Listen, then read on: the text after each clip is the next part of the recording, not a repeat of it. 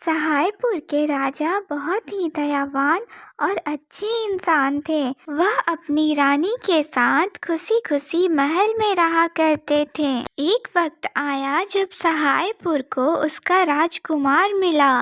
चारों तरफ खुशी का माहौल छाया हुआ था और जश्न मनाए जा रहे थे। राजा अपने बेटे की जन्म कुंडली बनवाने के लिए एक विख्यात पंडित को बुलाया। ये क्या महाराज, आपके बेटे के जन्म कुंडली में तो सर्प योग है, जिस कारण आपके बेटे की शादी एक नागिन से होगी। नहीं, ऐसा नहीं हो सकता। मेरा बेटा राजकुमार है और वो किसी नागिन से शादी नहीं कर सकता है। पंडित जी, आप ही कुछ जल्दी से उपचार कीजिए। इसका एक ही उपाय है, राजकुमार की शादी किसी छोटे से नागिन के बच्चे से करा दीजिए, जिससे इसका काल योग भी कट जाएगा और राजकुमार से नागिन की शादी का किसी को पता भी नहीं चलेगा।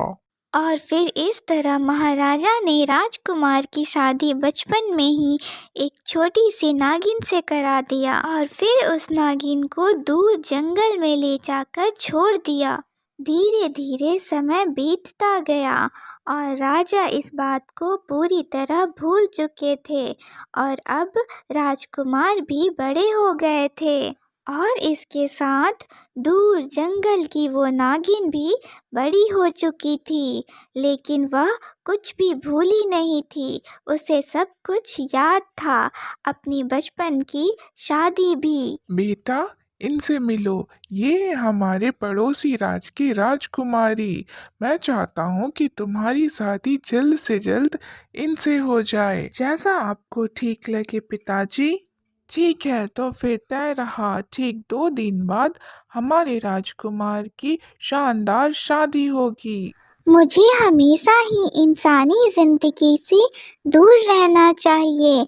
मैं एक नागिन हूँ, भले ही मेरी शादी किसी राजकुमार से हो गई हो, लेकिन हम नागों की दुनिया अलग है और इंसानों की अलग। वो सब तो ठीक है, लेकिन हमारे नागलोक में दूसरी शादियां नहीं होती है।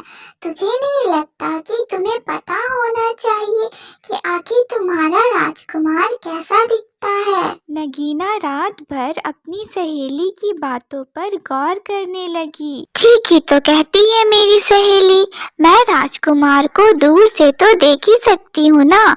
मुझे एक बार राजमहल जाना चाहिए। ऐसा कहकर नगीना राजमहल के लिए निकल जाती है। ये महल में इतनी सजावटें क्यों हुई है? कोई जश्न है क्या? अरे सिर्फ जश्न नहीं बोलो, ये तो बहुत शानदार जश्न है। हमारे राजकुमार की शादी है कल। नगीना यह सुनकर बहुत दुखी हो जाती है और वापस जंगल की तरफ जाने लगती है। तभी वह देखती है कि तो आखिरकार तुम्हें पता चल ही गया कि मैं एक इंसान नहीं बल्कि एक चुड़ैल हूँ। क्या करूँ, आखिरकार रात होते ही मैं अपने असली रूप में जो आ जाती हूँ।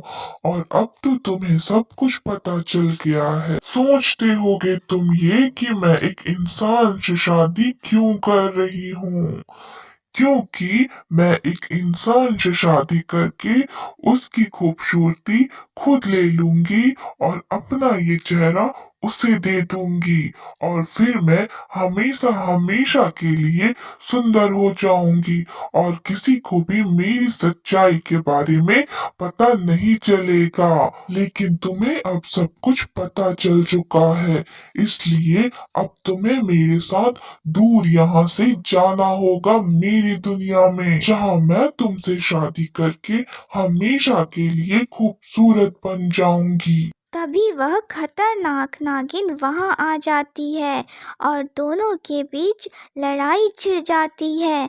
दोनों अपनी शक्तियों से एक दूसरे पर वार करने लगते हैं और आखिरकार नागिन अपने जहरीले विष के वार से उस चुड़ैल को मार गिराती है।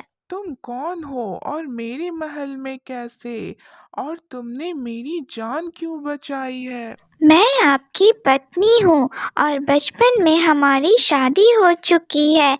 आपके पिता आपको काल सर्प योग से बचाने के लिए बचपन में आपकी शादी मुझसे करवा दी थी। राजकुमार नागिन को लेके महाराज के पास जाते हैं। पिताजी, क्या ये सच है कि मेरी शादी बचपन में एक नागिन से करा दी गई थी? हाँ बेटे, ये सच है।